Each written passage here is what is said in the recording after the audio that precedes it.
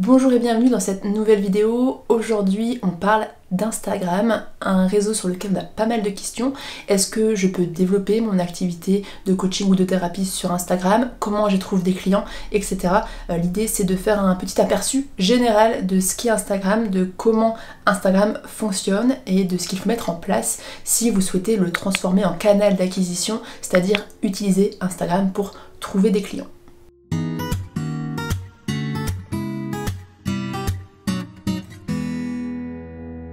Personnellement, chez Elona, on est sur Instagram depuis 3 ans et Instagram nous a ramené pas mal de clients et continue de nous en ramener. Donc c'est un canal qu'on continue de développer, bien que ce ne soit pas notre canal d'acquisition principal, c'est-à-dire que la majorité de nos clients ne viennent pas d'Instagram. Si on utilise Instagram, ce n'est pas seulement dans cette quête de clients pour attirer de nouveaux clients, c'est aussi pour entretenir le lien avec des clients existants, des anciens clients, voilà, pour garder le contact et pour fidéliser. C'est un peu aussi l'utilité d'Instagram pour beaucoup de personnes.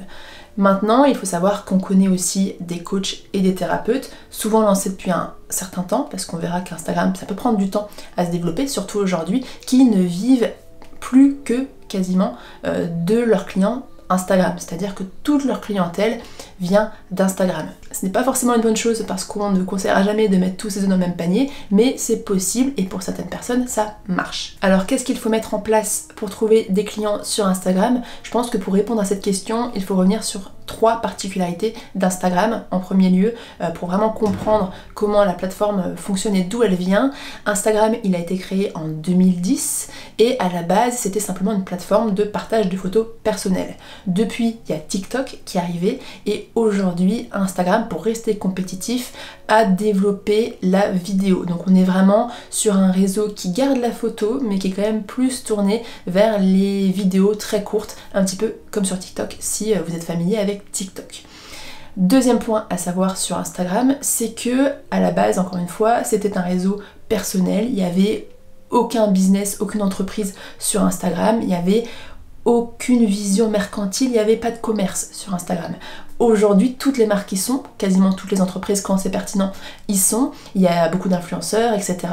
Les marques ont compris que c'était un terrain très propice à aller toucher le consommateur quasiment chez lui, à créer de la proximité. Tout ça pour dire qu'Instagram est devenu très commercial et qu'il y a énormément de publicité.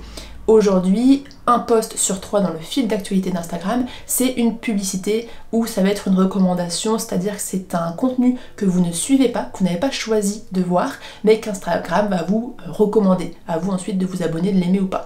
Mais il n'empêche que il est beaucoup plus difficile aujourd'hui d'être visible sur Instagram, c'est-à-dire d'apparaître dans le fil d'actualité des gens qui ne vous suivent pas, mais même des gens qui vous suivent, parce que vous êtes en confrontation, en concurrence avec de la publicité et des posts recommandés. Et c'est pourquoi beaucoup de personnes aujourd'hui, pour se développer sur Instagram, sont obligées de passer par la publicité.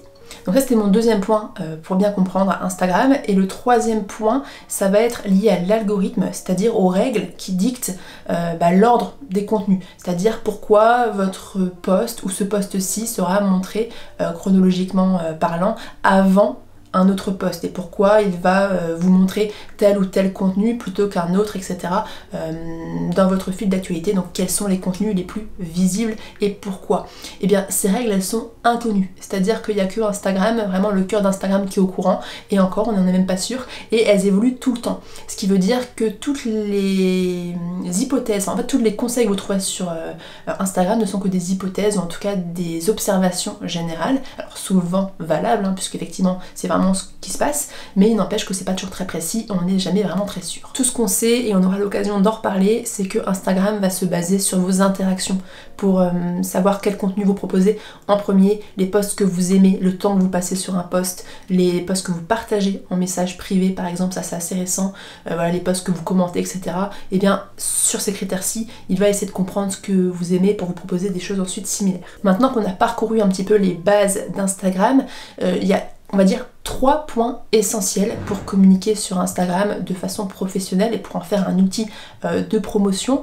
Le premier va être de soigner votre profil et plus généralement parlant l'esthétique de vos posts, qu'ils soient photos, vidéos, tout ce que vous voulez. Pourquoi? Parce que le profil Instagram, lorsque vous allez publier un contenu, il va apparaître dans le fil d'actualité d'une personne ou dans ses recommandations, elle clique dessus, elle arrive sur votre profil.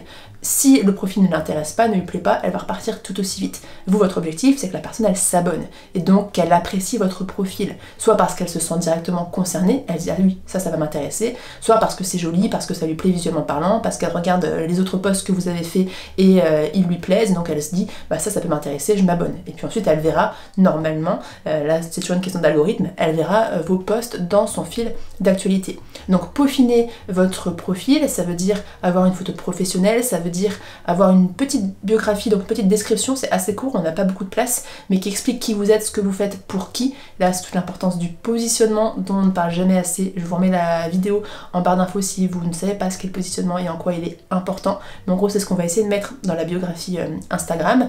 Vous avez aussi la place pour un lien. Idéalement, on met le site internet où on met justement ce qu'on appelle une page lien qui va reconduire vers différentes pages importantes, le site internet, une offre en particulier, réserver un appel découverte, l'article de blog, le dernier article de blog, etc. Tout ce que vous voulez, je vous invite à aller voir sur Instagram ce que font un petit peu les autres pour comprendre comment ça fonctionne.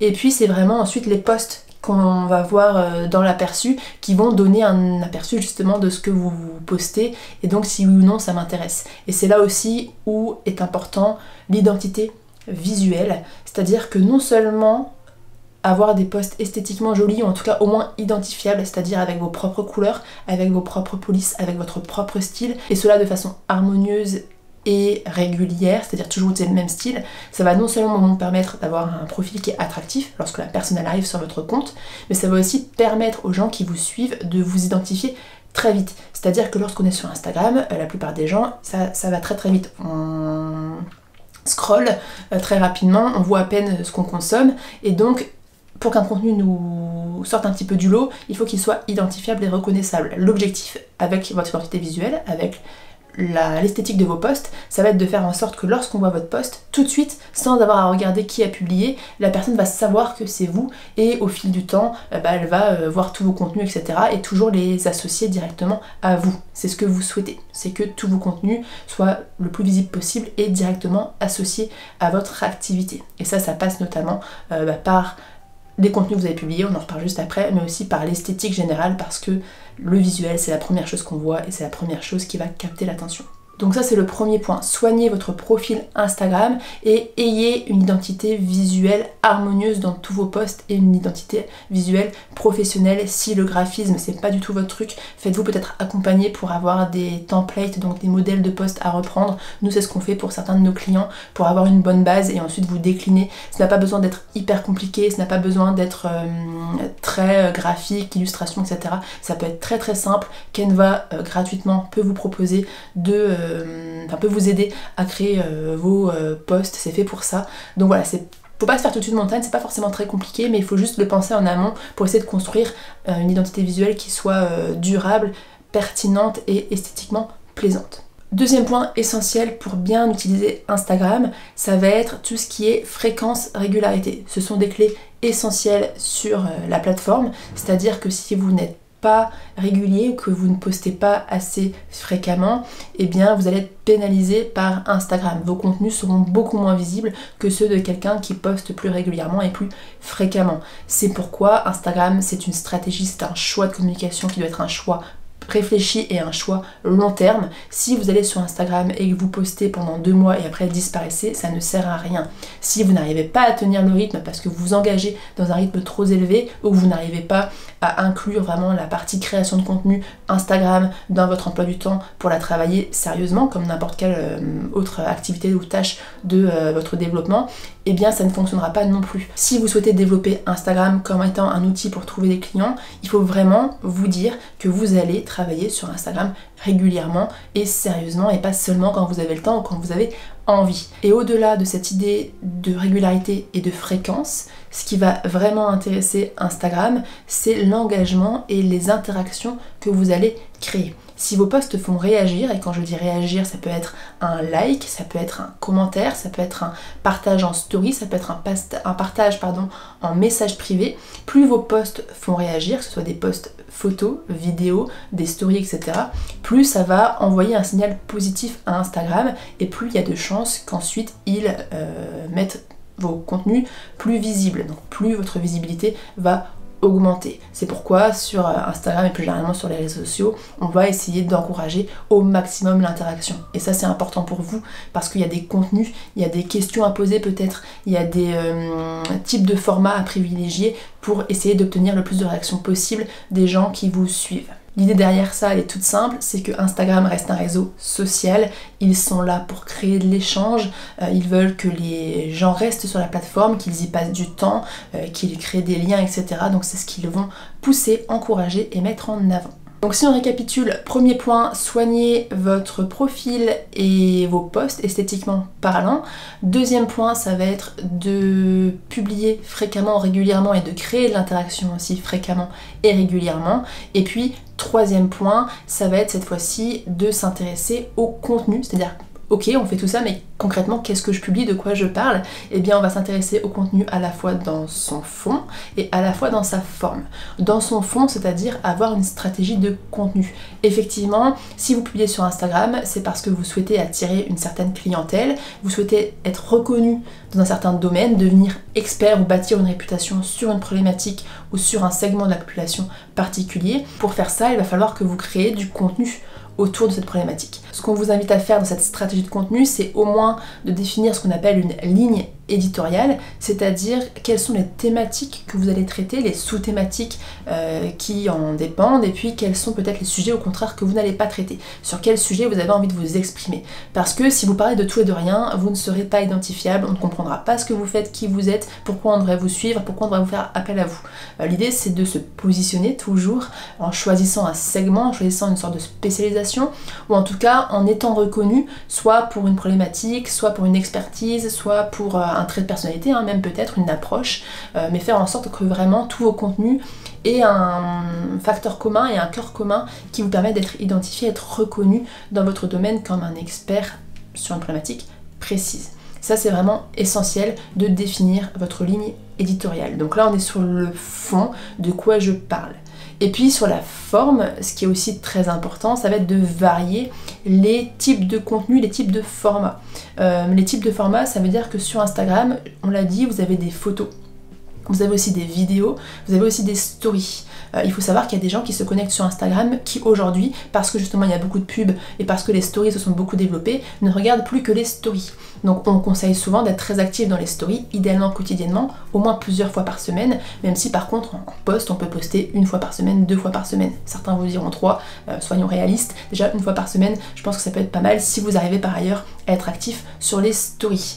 Par contre aussi, par exemple, aujourd'hui on sait que le post vidéo, donc ce qu'on appelle les Reels, sont beaucoup plus visibles que les photos. Donc on vous conseillera aujourd'hui de créer plus de formats vidéo, notamment parce qu'ils peuvent être vus par les gens qui ne vous suivent pas, là où les photos sont assez limitées et vont rester dans votre périmètre d'abonnés. Les vidéos peuvent survenir sur le fil d'actualité de gens qui scrollent et qui ne vous suivent pas encore. Donc ça peut vous permettre d'être découvert par de nouvelles personnes, ce qui n'est plus forcément le cas pour des posts classiques qui ne sont pas sponsorisés, donc pour lesquels vous ne faites pas de publicité. Donc vraiment le format vidéo aujourd'hui est à prioriser sur Instagram si vous le pouvez, ainsi que les stories. Par exemple, donc là on est plutôt sur le format. Et on va aussi varier les types de contenus dans leur forme, on va dire. C'est-à-dire que vous avez des contenus qui vont être des conseils, donc on est sur de la pédagogie, on est sur de l'expertise, et puis on va vous conseiller d'intégrer aussi d'autres types de contenus, parce qu'il ne faut pas oublier qu'on ne vient pas sur Instagram comme on vient lire un article de blog, comme on vient essayer de s'informer, etc. On va sur Google pour faire ça.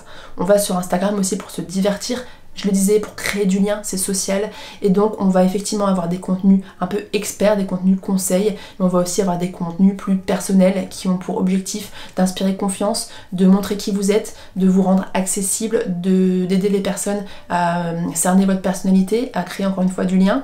On va avoir des contenus un peu drôles, plus anecdotiques, donc divertissants, L'idée, encore une fois, c'est que les personnes viennent pas forcément pour se prendre la tête sur Instagram. Donc oui, on peut leur donner des conseils, leur donner de l'info, mais il faut pas oublier que la plupart des gens scrollent très vite, donc on veut des choses un petit peu plus légères. Et puis ça va être aussi des contenus promotionnels, puisque si vous ne parlez que de votre expertise sans jamais parler de ce que vous proposez, de ce que vous faites, les gens viendront pas chez vous, ils comprendront pas que vous proposez aussi quelque chose. Donc il faut savoir parler un peu de soi, de son activité, de ses offres et les mettre en avant. Sans faire que ça, parce que si vous faites que ça, on va s'ennuyer, vous allez lasser votre client, il est toujours en train de me vendre quelque chose et ils partiront. Tout ça pour dire que être sur Instagram, c'est créer des contenus variés à la fois dans leur format et dans leurs objectifs, des contenus qui restent pertinents par rapport à ce que vous proposez, ce que vous avez envie de vendre comme accompagnement, et que, comme souvent, tout est toujours une question d'équilibre. C'était les plus gros points que je souhaitais aborder aujourd'hui. Il y a d'autres conseils qu'on peut vous transmettre et vous inviter à mettre en place, des choses un peu plus anecdotiques mais qui peuvent faire toute la différence. Notamment le premier étant ce qu'on appelle le personal branding, c'est-à-dire la marque personnelle. Je sais que tout le monde n'est pas très à l'aise avec cette idée, mais il faut comprendre que ce qui va vraiment vous démarquer sur Instagram, notamment aujourd'hui, il y a d'autres façons de faire mais ça reste le plus facile, c'est votre personnalité. Et donc vous montrer. Honnêtement, je suis pas sûre aujourd'hui je vous conseillerais d'aller sur Instagram si vous n'êtes pas prêt à vous montrer en photo, en vidéo, à montrer votre personnalité, à montrer qui vous êtes. Je dis pas que c'est impossible, il y en a qui l'ont fait, mais c'est vraiment difficile. Ce serait vous tirer une balle dans le pied, surtout aujourd'hui avec la publicité et la concurrence qu'il y a sur Instagram. C'est le personal branding, c'est montrer qui vous êtes, qui va vous permettre d'établir une connexion, de créer un lien, de donner envie aux gens de vous contacter, de créer de la sympathie et ensuite d'encourager le passage à l'action et de fidéliser. Et ça pour moi c'est vraiment un point essentiel sur Instagram. Aujourd'hui, en tout cas, ça vous facilitera beaucoup la tâche si vous acceptez et si vous prenez au jeu de vous montrer et de dire que les gens viennent aussi pour vous en tant que personne. Donc ça, c'était mon premier conseil supplémentaire.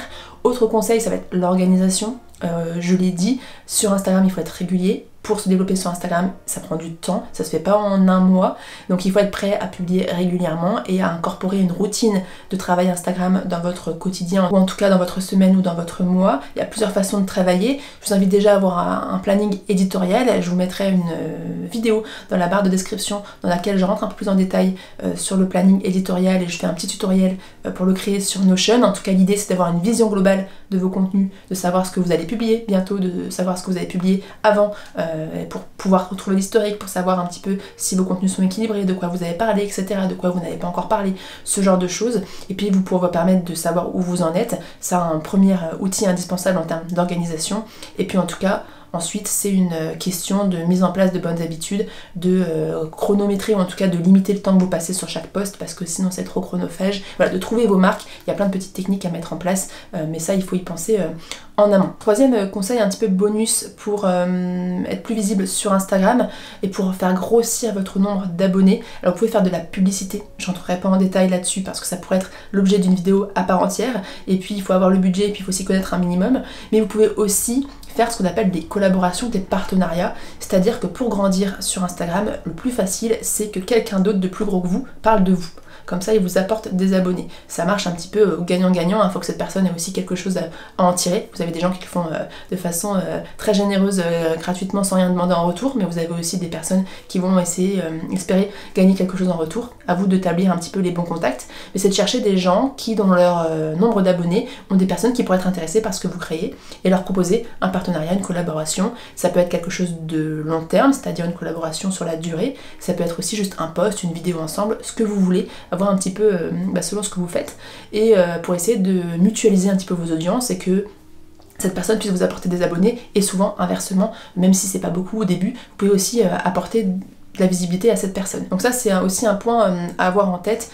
Toujours dans cette idée que Instagram c'est un réseau social, ne faites pas tout dans votre coin, de façon générale dans le développement de votre activité, ne faites pas tout dans votre coin, appuyez-vous sur des gens qui sont là depuis plus longtemps, qui ont de l'expérience ou entraidez-vous entre nouveaux venus et puis voilà, essayez de travailler ensemble pour avoir plus d'impact et plus de visibilité. Et puis c'est à peu près tout ce que j'avais envie de vous dire. Je finirai juste par insister sur la persévérance et la patience. C'est normal qu'Instagram ne vous apporte pas des clients en 1, 2, voire même 3 mois.